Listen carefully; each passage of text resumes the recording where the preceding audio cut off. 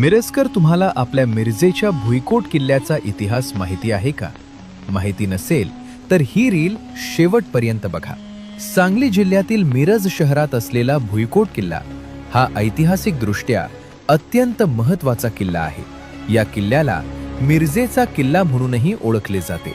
या किल्ल्याचे बांधकाम नेमके कोणी केले याबद्दल इतिहासकारात मतभेद आहेत, परंतु असे मानले जाते की हा किल्ला शिलाहार राजघराण्यातील दुसऱ्या भोज राजाने बांधला असावा. पुढे हा किल्ला बहामनी राजवटीच्या ताब्यात गेला.